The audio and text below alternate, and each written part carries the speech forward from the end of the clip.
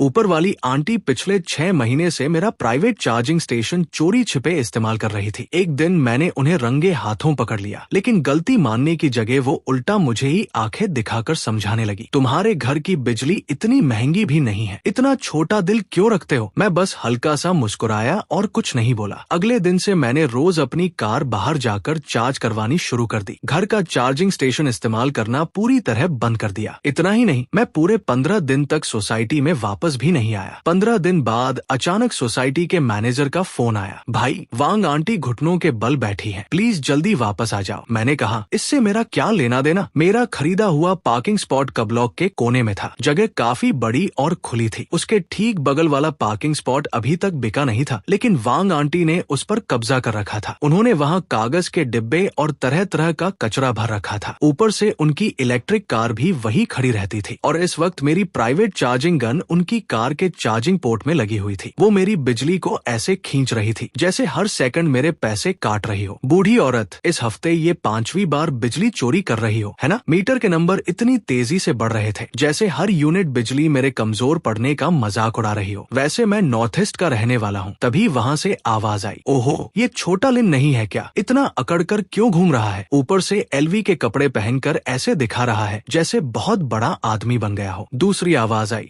थोड़ी देर रुक, अभी इसे मजा चखाती हूँ। कुछ देर बाद मैं वापस सोसाइटी में पहुंचा। वांग आंटी ने मुझे देखते ही कहा, ओहो छोटा लिन वापस आ गया। मैंने शांत होकर कहा, वांग आंटी ये चार्जिंग स्टेशन मेरा प्राइवेट है, आप इससे चार्ज करेंगी तो मेरे पैसे कटेंगे। वो तुरंत बोली, अरे बेटा हम पड़ोसी हैं, तुम्हारी थोड़ी सी बिजली इस्तेमाल कर ली तो क्या हो गया। फिर वो मुझे समझाते हुए बोली, तुम इतनी महंगी कार चलाते हो, इतने बड़े घर में रहते हो, फिर इतनी सी बिजली के पैसों की भी चिंता करते हो। मैं देखती हूँ तुम भी तो इसे ज्यादा इस्तेमाल नहीं करते, ऐसे खाली पड़ा रहता है तो बर्बाद ही होता है। वो यही नहीं रुकी, आगे बोली, और मेरे बेटे ने कहा है कि इसे रिसोर्स शेयरिंग कहते हैं। तुम अकेले रहते हो जबकि हमारे घर में 5 लोग हैं। पड़ोसी होने के नाते थोड़ा सहयोग कर दोगे तो पुण्य ही मिलेगा। इतना भी कंजूस मत बनो, आखिर आगे भी रोज एक दूसरे से मिलना है। मैं मन ही मन हंसा। पुण्य, मुझे तो लगता है ये दुश्मनी जमा करने का तरीका है। ये लोग ऐसे ही होते हैं, किसी और का फायदा उठाना इन्हें अपनी होशियारी लगता है और सामने वाले की अच्छी परवरिश को उसकी कमजोरी समझते हैं। ऐसे लोगों से बहस करना मतलब अपना समय बर्बाद करना। मैंने आखिर में कहा, ठीक है आंटी आप सही कह रही हैं, आखिर दूर के रिश्तेदार से अच्छा पड़ोसी होता है। वांग आंटी तुरंत खुश हो गई। बस यही तो बात है, आजकल के युवाओं को समझदार होना चाहिए। फिर अचानक मेरी पार्किंग की तरफ देखकर बोली, वैसे तुम्हारा पार्किंग स्पॉट काफी बड़ा है, आगे अगर मेरा बेटा कार लेकर आए और उसे जगह न मिले तो वो तुम्हारी पार्किंग में ही खड़ी कर देगा। वैसे भी तुम रात में ज्यादा चार्ज नहीं करते। मैंने मुस्कुराकर कहा, ठीक है आंटी आप अपनी मर्जी से कर लेना। लेकिन मेरे मन में कुछ और ही चल रहा था। लालच की भी हद होती है। अब देखता हूँ तुम्हें कैसे सबक सिखाता हूँ। मैं वापस अपनी कार में बैठा। जैसे ही दरवाजा बंद किया मेरे चेहरे की मुस्कान गायब हो गई। मैंने तुरंत फोन निकाला और चार्जिंग स्टेशन के ऐप से उसका सिस्टम खोल लिया। फिर मैंने फास्ट चार्जिंग का ऑटो मोड बंद कर दिया, साथ ही रिमोट लॉक ऑन किया और सेटिंग ऐसी कर दी कि चार्जिंग सिर्फ मेरे ऑथराइज्ड अकाउंट से ही शुरू हो सके। इसके बाद मैंने फोन पर कॉल किया, हेलो मुझे आपकी 4S सर्विस से कार चार्ज करवाने की सर्विस बुक करनी है और साथ में कोई सर्विस इंजीनियर भेज दीजिएगा। मुझे अपनी पार्किंग में एक कैमरा भी लगवाना है। सब कुछ सेट करने के बाद मैंने सान्या की फ्लाइट बुक कर ली। जब तुम्हें दूसरों का फायदा उठाना इतना पसंद है तो अब जमकर फायदा उठाना। जाल मैंने तैयार कर दिया है, बस उम्मीद है इसमें फंसने के बाद तुम्हें मजा आएगा। उधर की कार मेरे चार्जिंग स्टेशन के पास आ चुकी थी। उन्होंने चार्जिंग शुरू करने की कोशिश की, लेकिन अरे ये क्या हुआ, चार्ज क्यों नहीं हो रहा। अरे फिर भी चार्ज नहीं हो रही। माँ ये घटिया चार्जर खराब हो गया है, रात में इतनी जोर से क्यों चिल्ला रहा है, कल तक तो बिल्कुल ठीक था। वांग आंटी तुरंत समझ गई और बोली, जरूर उस छोटे लिन ने कुछ किया है। मुझे पहले से पता था, वो बहुत चालाक है, सामने से मीठी बातें करता है और पीछे से चाल चलता है। उनका बेटा वांग बाओ भी तुरंत अपनी माँ पर चढ़ गया। माँ मेरी कार में अब बिजली नहीं बची है, कल सुबह पीक टाइम में मुझे काम पर जाना है। एक डिलीवरी से दर्जनों युआन मिलते हैं, अगर काम छूट गया तो उसका नुकसान तुम भरोगी। ये वांग बाओ भी पूरा बिगड़ा हुआ बच्चा था, अपनी माँ से ऐसे बात कर रहा था जैसे वो कोई उधार मांगने वाला हो। उसे नौकरी करना मुश्किल लगता था, डिलीवरी करना थका देने वाला लगता था। आखिर में उसने अपनी माँ पर दबाव डालकर उसका चेहरा इस्तेमाल करके लोन तक दिलवा दिया और खुद ऑनलाइन टैक्सी चलाने लगा। लेकिन उसकी आदत भी ज्यादा अलग नहीं थी। 3 दिन काम करता और 2 दिन गायब रहता। सच ही कहते हैं, एक जैसे लोग एक ही परिवार में आते हैं। अब मैं भी देखना चाहता था कि ये लोग आगे और कौन सा नया तमाशा करते हैं। वांग आंटी ने अपने बेटे से कहा, अरे बेटा, तू परेशान मत हो, देख तेरी माँ अभी ग्रुप में इसका इलाज करती है। फिर उन्होंने तुरंत सोसाइटी के ग्रुप में मैसेज कर दिया, छोटे लिन, तुमने क्या किया है? बिजली क्यों बंद कर दी? किसी के साथ इतना भी बुरा नहीं करना चाहिए। मेरी गाड़ी चार्ज होने का इंतजार कर रही है। लेकिन बात यही खत्म नहीं हुई। उन्होंने ग्रुप में सबको टैग करके लिखा, सब लोग जरा फैसला करें। आजकल के युवा पहले किसी बात के लिए हाँ कर देते हैं और बाद में मुकर जाते हैं। हम माम बेटे को पूरी तरह परेशान कर रहे हैं। ग्रुप में कुछ लोग भी बिना पूरी बात जाने बोलने लगे। मैंने मन ही मन सोचा, बड़े आए दूसरों के मामले में बोलने वाले, सही समय आने दो, तब एक एक का हिसाब करूंगा। उधर वांग बाओ अपनी माँ पर फिर चिल्लाने लगा, माँ, तुमसे काम भी ठीक से नहीं होता, आखिर तुम कर क्या रही हो? वांग आंटी बोली, अरे बेटा, तू चिंता मत कर, मैं अभी लोगों को बुलाती हूँ। तभी पास से एक और पड़ोसन आ गई। उन्होंने वांग आंटी को देखकर कहा, अरे ये तो वांग दीदी है, क्या हुआ? दूसरों की बिजली इस्तेमाल करते करते अब चार्जर ही खराब हो गया। वांग आंटी को गुस्सा आ गया। तुम्हें इससे क्या मतलब? अपना काम देखो। पड़ोसन ने शांत होकर कहा, हाँ, ये तो डिवाइस की खराबी है, डिवाइस खराब हुआ है, समझी? वांग बाओ अपनी माँ से बोला, मान, अब बस भी करो, सबके सामने बेइज्जती मत करवाओ, जल्दी कोई तरीका सोचो। वांग आंटी ने तुरंत जवाब दिया, बेटा, घबराने की जरूरत नहीं है, तेरी माँ अभी अपने लोगों को बुलाती है। वांग आंटी ने अपने बेटे से कहा, हमारे पास लोगों की कोई कमी नहीं है। गली के कोने वाला चेन इलेक्ट्रिशियन है, उसने कई दशकों से बिजली का काम किया है, उसके लिए इतनी सी चीज ठीक करना कौन सा मुश्किल काम है। फिर उन्होंने चेन इलेक्ट्रिशियन को बुलाकर कहा, चेन भाई, जरा इसे देखिए, इसमें बिजली क्यों नहीं आ रही और क्या इसका लॉक तोड़ा जा सकता है? चेन इलेक्ट्रिशियन ने चार्जिंग स्टेशन को देखते हुए कहा, इसमें स्मार्ट लॉक लगा है, इसलिए थोड़ा मुश्किल है, इसे खोलकर अंदर की वायरिंग से कनेक्शन करना पड़ेगा। वांग आंटी ने तुरंत कहा, तो खोल दीजिए, जितना नुकसान होगा मैं देख लूंगी। वो मुंह से तो बड़ी आसानी से कह रही थी, लेकिन उन्हें अंदाजा नहीं था कि वो क्या कर रही है। ये चार्जिंग स्टेशन मुझे कंपनी से खरीदने में 10,000 युआन से भी ज्यादा का पड़ा था। इसे बिना अनुमति खोलने से इसकी वारंटी तो खत्म होनी ही थी, साथ ही ये मेरी प्रॉपर्टी को नुकसान पहुंचाने का मामला भी बन सकता था। और सच कहूं तो मुझे यही चाहिए था, क्योंकि मेरी पार्किंग में लगा कैमरा हर चीज रिकॉर्ड कर रहा था। तभी वहाँ सोसाइटी का सिक्योरिटी गार्ड आ गया। अरे वांग आंटी, आप लोग ये क्या कर रहे हैं? ये चार्जिंग स्टेशन तो लिन सर का है ना? वांग आंटी ने बिना झिझके झूठ बोल दिया। हाँ, छोटे लिन ने ही कहा था, वो अभी बिजनेस ट्रिप पर गया है। चार्जिंग स्टेशन में थोड़ा कनेक्शन का प्रॉब्लम है, इसलिए मैंने किसी को बुलाकर ठीक करवाने को कहा है। गार्ड ने भी ज्यादा सवाल नहीं किए। ठीक है, लेकिन ध्यान से करना, कहीं इसे नुकसान मत पहुंचा देना। गार्ड की अनुमति मिलते ही चेन इलेक्ट्रिशियन और भी बेफिक्र हो गया। उसने अपना सामान निकाला और एक बड़ी स्क्रूड्राइवर से चार्जिंग स्टेशन के बाहरी कवर को खोलने लगा। कुछ ही सेकंड में अंदर से टूटने की आवाज आई और चार्जिंग स्टेशन के कवर में एक बड़ी दरार पड़ गई। चेन इलेक्ट्रिशियन ने हाथ अंदर डालकर काफी देर तक कुछ टटोला। आखिर में उसने एक काली वायर बाहर खींच ली। वो गव से बोला, देखा, बस यही वायर थी, इसे 2 बार टैप से लपेट दो, फिर काम हो जाएगा। वांग बाओ तो पहले से ही जल्दी में था। उसने तुरंत चार्जिंग स्टेशन को बिजली से जोड़ दिया। अचानक चार्जिंग शुरू हो गई। वांग बाओ खुशी से बोला, वाह, आप तो सच में कमाल के आदमी हो। चेन इलेक्ट्रिशियन भी अकड़ कर बोला, वो तो है, आखिर किससे काम करवाया है ये भी तो देखो। वो छोटा लिन मुझे रोकने की कोशिश कर रहा था, लेकिन अभी उसे बहुत कुछ सीखना बाकी है। लेकिन उन्हें जरा भी अंदाजा नहीं था कि बिना किसी इंसुलेशन या सेफ्टी प्रोटेक्शन के वायर को इस तरह खुला जोड़ना कितना खतरनाक हो सकता है। और सबसे बड़ी बात, कैमरे में उनकी हरकत का एक एक सेकंड रिकॉर्ड हो चुका था। उन्हें जरा भी अंदाजा नहीं था कि वो अपने हाथों से एक बड़ी मुसीबत खड़ी कर चुके हैं। तीसरी रात, वांग बाओ की कार के पास एक एक्सटेंशन बोर्ड लगा हुआ था। उसकी वायर पास खड़ी वांग आंटी की पुरानी इलेक्ट्रिक कार के चार्जिंग पोर्ट तक जा रही थी। इतना ही नहीं, उन्होंने उसी कनेक्शन से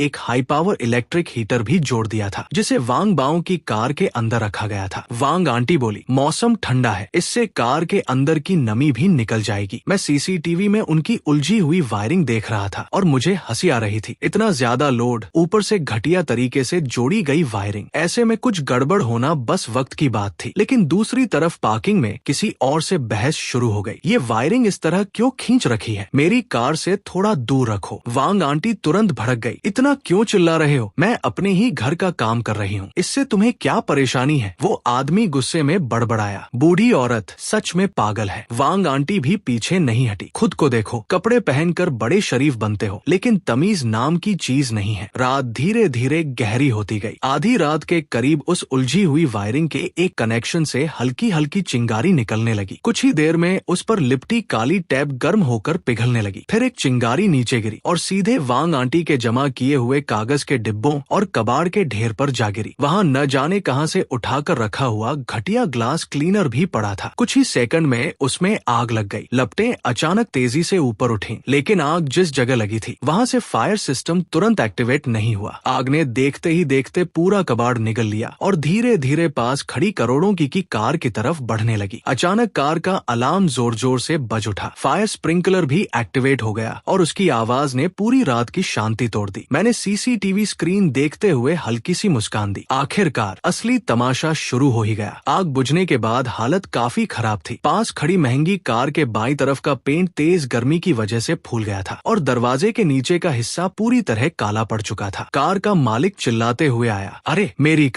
कार के साथ ये किसने किया? आखिर ये सब किसने किया? फिर उसने गुस्से में चार्जिंग स्टेशन की तरफ देखा। ये सब इसी घटिया चीज की वजह से हुआ है। वांग आंटी भी रोते हुए चिल्लाने लगी, हे भगवान, मैंने ऐसा कौन सा पाप कर दिया? मेरी कार का क्या होगा? तभी सामने वाला आदमी गुस्से में बोला, चिल्लाना बंद करो, ये आग तुम्हारी वजह से लगी है। वांग आंटी तुरंत मुकर गई, नहीं नहीं, मैंने कुछ नहीं किया। ये चार्जिंग स्टेशन अपने आप खराब होकर आग पकड़ गया। मैं भी तो इसकी शिकार हूँ। तभी लॉन्ग भाई को रिपोर्ट दी गई, लॉन्ग सर, नुकसान काफी ज्यादा है। कार का पूरा पेंट खराब हो गया है, साइड का हिस्सा भी मुड़ गया है और अंदर की वायरिंग को भी नुकसान पहुंचा हो सकता है। अभी के हिसाब से रिपेयर और कार की कीमत में हुई गिरावट को मिलाकर कम से कम 5 लाख युआन का नुकसान है। 5 लाख? वांग बाओ का चेहरा सफेद पड़ गया। लॉन्ग भाई ने ठंडे अंदाज में कहा, इसे होश में लाओ। अगले ही पल वांग आंटी पर पानी डाला गया। आह, बहुत ठंडा है। लॉन्ग भाई ने गुस्से में कहा, मेरी कार जलाई है तो पैसे देने पड़ेंगे। एक पैसा भी कम हुआ तो तुम्हारे पूरे परिवार को इसकी कीमत चुकानी पड़ेगी। वांग बाओ तुरंत अपनी माँ के सामने आ गया। मेरी माँ को छोड़ो। वांग आंटी भी रोते हुए बोली, मेरे बेटे को मत मारो। तुम लोग ऐसे कैसे कर सकते हो? क्या मेरी माँ को मार डालोगे? सामने वाला आदमी ठंडे स्वर में बोला, हाँ, हम इसी तरह काम करते हैं। जांच में साफ हो चुका था कि किसी ने चार्जिंग स्टेशन में अपनी मर्जी से वायरिंग जोड़ी थी। उसी गलत कनेक्शन की वजह से शॉर्ट सर्किट हुआ और आग लगी। अब सबसे बड़ा सवाल था, ये वायरिंग किसने की थी? वांग आंटी को जैसे ही होश आया, उन्होंने गलती मानने के बजाय तुरंत किसी और को फंसाने की कोशिश की। मैनेजर चेन, आपको मेरी गवाही देनी होगी। ये चार्जिंग स्टेशन तो छोटे लिन का है। फिर उन्होंने तुरंत कहा, चार्जिंग स्टेशन उसी का है, उसमें ही खराबी थी, तभी आग लगी। मैंने तो बस इसे सामान्य तरीके से इस्तेमाल किया था। मैनेजर चेन के चेहरे पर परेशानी साफ दिखाई दे रही थी। अब मुझे भी इसमें घसीट रही है। अगर मामला बड़ा हुआ तो हम पर भी निगरानी में लापरवाही का आरोप आ सकता है। फिर उन्होंने वांग आंटी को रोकते हुए कहा, वांग बहन, बिना सोचे समझे ऐसी बातें मत करो। लिन सर का चार्जिंग स्टेशन कंपनी का ओरिजिनल और सही क्वालिटी वाला उपकरण है। वांग आंटी ने तुरंत अपनी बात का बचाव किया। फिर जब मैंने इस्तेमाल किया तभी ये क्यों खराब हुआ? गलती उसी की है। अगर उसने बिजली बंद नहीं की होती तो मुझे किसी को बुलाकर इसे ठीक करवाने की जरूरत ही नहीं पड़ती, और अगर मैं किसी को बुलाती ही नहीं तो ये हादसा भी नहीं होता। आखिर में देखा जाए तो ये सब उसी की वजह से हुआ है। फिर उन्होंने गुस्से में कहा, वो लिन नाम का आदमी कहाँ है? उसे नीचे बुलाओ। मैनेजर चेन ने कहा, ठीक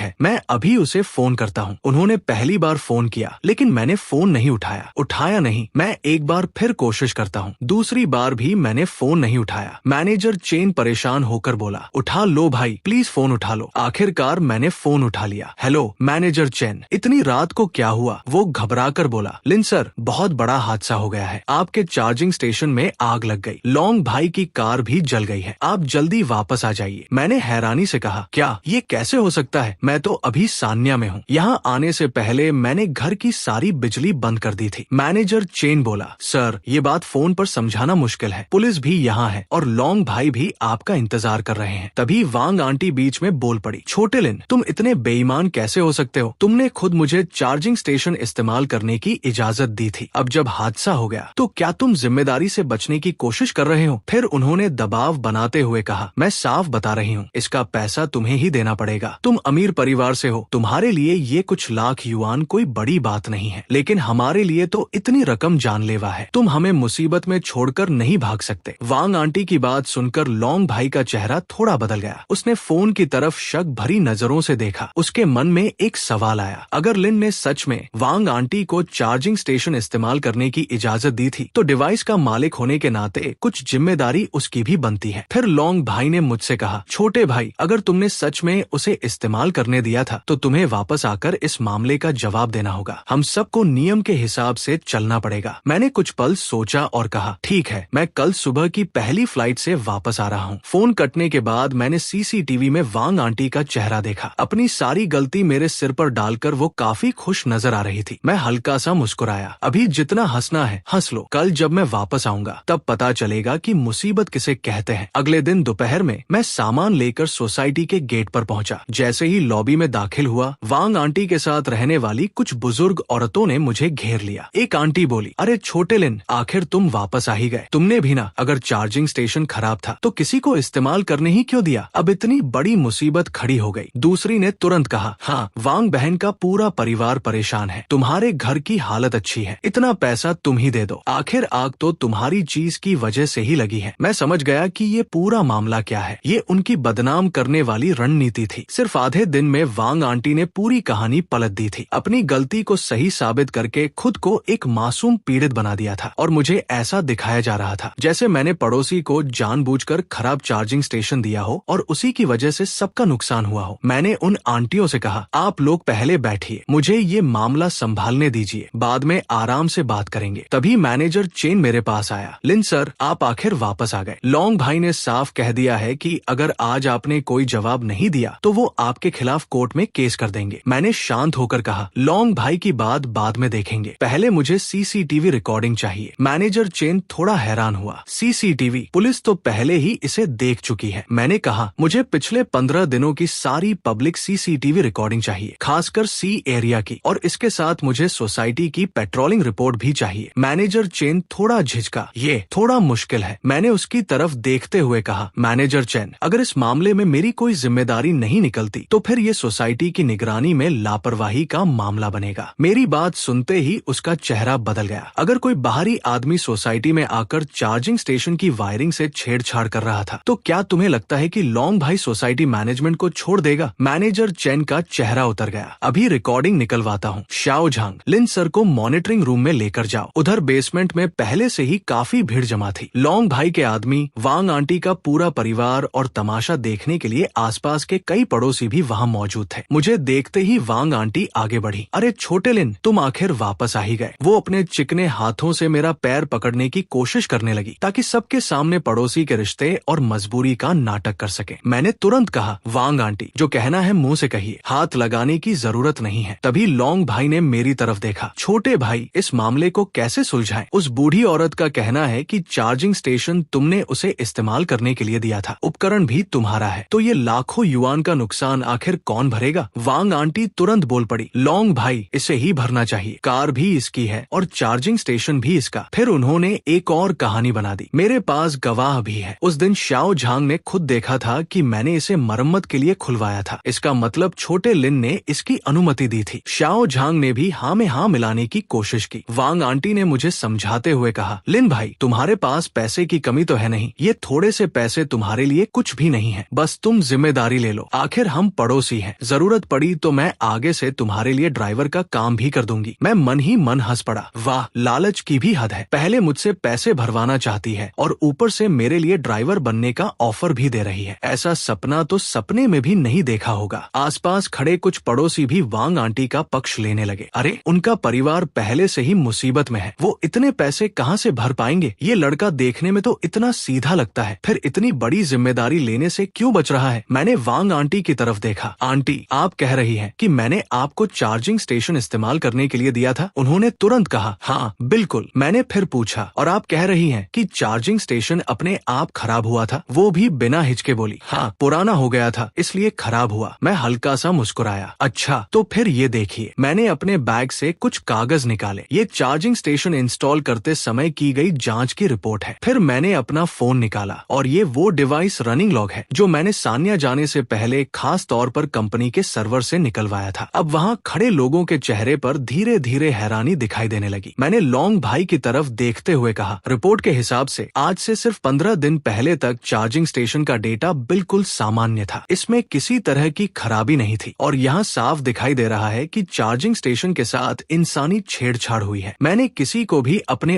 उपकरण को खोलने की इजाजत नहीं दी थी। वांग आंटी तुरंत बोली, तो फिर तुम्हें ही याद नहीं होगा या फिर तुमने खुद इसका सही से रखरखाव नहीं किया होगा। मैं मुस्कुराया, अच्छा ऐसा है। फिर मैंने वहाँ मौजूद सभी लोगों से कहा, जब सब लोग यहाँ मौजूद हैं, तो क्यों न सोसाइटी की बड़ी स्क्रीन पर एक फिल्म देख ली जाए। मैंने पहला वीडियो चला दिया। वीडियो में वांग आंटी की आवाज साफ सुनाई दे रही थी, खोलो, जितना खोलना है खोलो, अगर खराब हुआ तो मैं जिम्मेदारी लूंगी। लोगों ने वीडियो देखते ही समझ लिया कि क्या हुआ था। ये तो साफ साफ जबरदस्ती तोड़फोड़ है। मतलब इन्होंने खुद बाहर से आदमी बुलाकर चार्जिंग स्टेशन खुलवाया था। वांग आंटी का चेहरा पीला पड़ गया। तुम, लेकिन मैंने उन्हें सफाई देने का मौका ही नहीं दिया और दूसरा वीडियो चला दिया। इस बार रिकॉर्डिंग में वांग आंटी की आवाज थी, खुद को देखो, कपड़े पहनकर बड़ा आदमी बनता है। इस महंगी कार का इतना घमंड किस बात का है। फिर वो कह रही थी, अगर कार को थोड़ा भी खरोंच लग गई तो इसी से पैसे भरवाऊंगी। इसकी कार का पेंट भी कितना कमजोर लगता है, जरा सा टकराओ और पेंट निकल जाएगा। लॉन्ग भाई का चेहरा तुरंत गुस्से से लाल हो गया। आसपास खड़े लोग भी फुसफुसाने लगे। अब तो वांग आंटी बुरी तरह फंस गई। लॉन्ग भाई की तो सबके सामने बेइज्जती हो गई। मैंने ठंडे स्वर में कहा, मेरी कार को जानबूझकर नुकसान पहुंचाने की कोशिश की और ऊपर से पैसे भी मुझसे ही मांग रही थी। क्या मैं आपको इतना बेवकूफ नजर आता हूँ? वांग आंटी घबराकर लॉन्ग भाई से बोली। लॉन्ग भाई, मेरी बात सुनिए, मैं आपको समझा सकती हूँ। लॉन्ग भाई ने गुस्से में कहा, दफा हो जाओ, तुम्हारा हिसाब बाद में करता हूँ। इसके बाद मैंने तीसरा वीडियो चलाया। इसमें आग लगने से ठीक पहले का पूरा दृश्य था। मैंने सबको दिखाते हुए कहा, अब ये देखिए। वांग आंटी ने पैसे बचाने के लिए अपनी कार के अंदर रखा इलेक्ट्रिक हीटर भी उसी कनेक्शन से जोड़ दिया था। वीडियो में कुछ सेकंड के लिए वायर से चिंगारी निकलती दिखाई दी। फिर वो चिंगारी नीचे पड़े कबाड़ के ढेर पर गिरी और आग फैलने लगी। मैंने कहा, वो चिंगारी, नीचे पड़ा ज्वलनशील कबाड़ और ये पूरी गलत वायरिंग, ये सब वांग आंटी की अपनी हरकतों का नतीजा था। फिर मैंने सीधे उनकी तरफ देखते हुए कहा, वांग आंटी, अब आपके पास न कोई बहाना बचा है और न ही जिम्मेदारी से बचने का कोई रास्ता। ये पूरी तबाही आपकी लालच, आपकी लापरवाही और जानबूझकर की गई हरकतों की वजह से हुई है। वांग आंटी, यही है वो डिवाइस फॉल्ट जिसकी आप बात कर रही थी और यही है वो जिसको लेकर आप कह रही थी कि मैंने खुद इसकी परमिशन दी थी। दोस्तों, अगर इसी पड़ोसी की मदद करना कहते हैं तो ऐसी मदद का फायदा आप ही लोग उठाओ। अब वहाँ कोई कुछ बोलने की हिम्मत नहीं कर रहा था। जो लोग थोड़ी देर पहले दूसरों को ज्ञान दे रहे थे वो सब सिर झुकाकर खड़े थे, जैसे बस किसी तरह वहाँ से गायब हो जाना चाहते हो। सच कहूँ, ये नजारा देखकर बहुत सुकून मिल रहा था। तभी कोई गुस्से में बोला, मैं इसके पूरे खानदान को बर्बाद कर दूंगा। लॉन्ग भाई ने तुरंत उसे शांत करते हुए कहा, शांत रहो, अब कानून का राज है। फिर उसने मेरी तरफ देखकर कहा, इन लोगों ने जो नुकसान किया है उसका पूरा हिसाब लगाओ। गाड़ी का नुकसान, मानसिक परेशानी, मजदूरी का खर्च और बाकी हर एक चीज, एक भी पैसा कम नहीं होना चाहिए। अगर ये लोग पैसे देने में सक्षम नहीं है तो कोर्ट में जाकर प्रॉपर्टी पर रोक लगवा दो, घर सील करवाओ और जरूरत पड़े तो उसे नीलाम करवा दो। ये सुनते ही एक आदमी घबरा गया, नहीं, मेरा घर सील मत करवाना, मेरी अभी शादी भी नहीं हुई है, वही मेरा एकमात्र शादी वाला घर है। फिर वो अपनी माँ पर भड़क गया, ये सब तुम्हारी वजह से हुआ है। मैंने कहा था चार्जिंग स्टेशन पर जाकर गाड़ी चार्ज करवाते हैं, लेकिन तुम्हें थोड़े से पैसे बचाने थे। इतनी छोटी सी बचत के लिए तुमने ये सब कर दिया। अब देखो क्या हो गया, घर भी चला जाएगा, आगे मैं क्या करूँगा? लिन पक्का मुझसे ब्रेकअप कर लेगी। उसकी माँ रोते हुए बोली, बेटा, मैंने तो तुम्हारे पैसे बचाने के लिए ही ऐसा किया था, मैं तो बस चाहती थी कि तुम अच्छी तरह से रहो। वो आदमी और भड़क गया, मेरे लिए? तुमने मेरा पूरा नुकसान कर दिया, तुम मर क्यों नहीं जाती? ये सुनकर उसकी माँ ने उसे थप्पड़ मार दिया। तू मुझे मारेगा? तू अपनी माँ पर हाथ उठाएगा? वो गुस्से में उसे पीटने लगी। मैंने तुरंत कहा, बस करो, लड़ना ही है तो बाहर जाकर लड़ो। पास खड़े लोगों ने भी उन्हें रोकते हुए कहा, अरे आपस में मत लड़ो, आखिर परिवार हो। लेकिन वो आदमी अब भी परेशान था। अब मेरे घर का क्या होगा? मैं क्या करूं? मेरी जिंदगी बर्बाद हो गई। मैं चुपचाप इस पूरे तमाशे को देखता रहा। माँ बेटे की ये लड़ाई देखकर मेरे दिल में जरा भी हलचल नहीं हुई। मैंने अपना फोन निकाला और उन लोगों की एक फोटो खींचकर सोसाइटी के ग्रुप में भेज दी। साथ में बस इतना लिखा, अब सच्चाई सबके सामने आ गई है। मैसेज जाते ही ग्रुप में हंगामा मच गया। किसी को यकीन ही नहीं हो रहा था कि ये सब वांग आंटी ने किया था। इसके बाद मैं वहाँ से निकल गया। उस पूरे झमेले से मेरा अब कोई लेना देना नहीं था, लेकिन आगे जो हुआ वो मेरी उम्मीद से भी ज्यादा जल्दी हुआ। लॉन्ग भाई जैसा इंसान जो कहता है वो करके दिखाता है। कुछ ही समय बाद कोर्ट का समन आ गया। उसके बाद वांग आंटी के घर पर प्रॉपर्टी सीज करने का नोटिस लगा दिया गया और घर पर सील लगा दी गई। वांग बाओ को जब समझ आया कि अब घर बचने वाला नहीं है तो उसने घर में बचे सारे पैसे उठा लिए और अपनी माँ को बिना बताए वहाँ से भाग गया। अब वांग आंटी पूरी तरह अकेली अकेली रह गई थी। धीरे धीरे उनका मानसिक संतुलन भी बिगड़ गया। वो रोज मेरे घर के बाहर आकर रोती और मुझसे माफी मांगते हुए सिर पटती। शियाओली, आंटी को सच में अपनी गलती का एहसास हो गया है। तुम लोंग भाई से थोड़ी बात कर लो। क्या मुआवजे की रकम थोड़ी कम नहीं हो सकती? या फिर तुम ही मुझे थोड़े पैसे उधार दे दो। मैं आगे तुम्हारे लिए कुछ भी करूंगी और तुम्हारा एहसान जरूर चुकाऊंगी। उन्हें इस हालत में देखकर भी मेरे मन में जरा सी दया नहीं आई, बल्कि मुझे बहुत गुस्सा आया। मैंने कहा, मरना है तो कहीं और जाकर मरो। अगर मैंने उस वक्त पलटकर जवाब नहीं दिया होता, अगर मेरे पास सबूत नहीं होते, तो आज इस जगह घुटनों पर बैठकर रोने वाला इंसान मैं होता। कुछ गलतियों की भरपाई कभी नहीं हो सकती। और सुनो, अगर तुमने मुझे दोबारा परेशान किया तो मैं पुलिस को बुलाकर तुम्हें गिरफ्तार करवा दूंगा। वांग आंटी पहले से ही मानसिक रूप से परेशान थी। मेरी बात सुनकर वो वहीं भड़क गई। वो चिल्लाने लगी, सब तुम्हारी वजह से हुआ है। तुम इतने अमीर क्यों हो? तुम हमेशा मेरे खिलाफ ही क्यों जाते हो? सब तुम्हारी गलती है। मैंने पुलिस को फोन कर दिया और पुलिस वांग आंटी को अपने साथ ले गई। लेकिन कहानी अभी खत्म नहीं हुई थी। लोंग भाई के लोग रोज सोसाइटी के गेट पर खड़े रहते। जैसे ही वांग आंटी बाहर निकलती, वो लोग उनके पीछे चलने लगते। ना उन्हें मारते, ना गाली देते, बस चुपचाप पीछा करते। ये बिना कुछ किए दिया गया दबाव मार खाने से भी ज्यादा परेशान करने वाला था। जो वांग आंटी कभी पूरी सोसाइटी में अकड़ कर घूमती थी, अब वही लोगों से बचती फिर रही थी। उन्होंने कबाड़ इकट्ठा करके पैसे कमाने की कोशिश की, लेकिन कबाड़ खरीदने वाले ने भी उन्हें वहाँ से भगा दिया। फिर उन्होंने किसी से जबरदस्ती पैसे ऐंठने की कोशिश की, लेकिन सामने वाले ने देखा कि पीछे टैटू वाले कुछ दबंग लोग खड़े हैं, तो डरकर उसने तुरंत पैसे दे दिए और उनसे वहाँ से जाने को कहा। हालांकि वो पैसे भी ज्यादा देर उनके पास नहीं रहे। लोंग भाई के लोगों ने वो पैसे ले लिए और उनका कर्ज चुकाने में लगा दिए। 3 महीने बाद कोर्ट का फैसला आ गया। वांग आंटी को पूरी तरह दोषी ठहराया गया और उन्हें लोंग भाई के हुए सभी नुकसानों के लिए कुल 6,80,000 युआन का मुआवजा देना पड़ा। उनका घर भी सील करके नीलामी के लिए रख दिया गया। वांग बाओ अब तक सामने नहीं आया था। सुनने में आया कि वो कर्ज से बचने के लिए साउथ की तरफ भाग गया था और अपनी माँ को पूरी तरह अकेला छोड़ दिया। एक दिन मैं गाड़ी लेकर बाहर जा रहा था, तभी सोसाइटी के गेट के पास कूड़ेदान के पास मुझे वांग आंटी दिखाई दी। वो खुद से कह रही थी, मेरा बेटा मुझे लेने आएगा। वो बहुत बड़ा बिजनेसमैन है, उसके पास बड़ी महंगी गाड़ी है। उसी वक्त लोंग भाई की रोल्स रॉयस भी ठीक होकर वापस आ गई थी। गाड़ी बिल्कुल नई जैसी चमक रही थी। लोंग भाई ने मुझसे कहा, भाई पहले मेरी बात करने का तरीका थोड़ा गलत था, उसका बुरा मत मानना। ये मेरे कार शोरूम का लाइफ टाइम VIP कार्ड है। आगे से तुम्हारी कार की वॉशिंग और सर्विस का खर्चा मेरी तरफ से। मैंने कहा, थैंक यू लोंग भाई। लोंग भाई समझदार इंसान था। उसे पता था कि मुझसे उलझना आसान नहीं है और मुझे भी पता था कि वो अपने नियमों पर चलता है, इसलिए हमारे बीच एक दूरी के साथ सम्मान बना रहा। कहते हैं ना, जो ज्यादा सीधा होता है लोग अक्सर उसी का फायदा उठाते हैं, लेकिन जो लोग दूसरों का खून चूसकर जीते हैं उनके खिलाफ सबसे अच्छा बदला मारपीट या हंगामा करना नहीं है। सबसे अच्छा तरीका है उन्हें धीरे धीरे उनके ही जाल में फंसने देना और फिर मुस्कुराते हुए उस जाल को बंद कर देना। तभी जाकर असली सुकून मिलता है।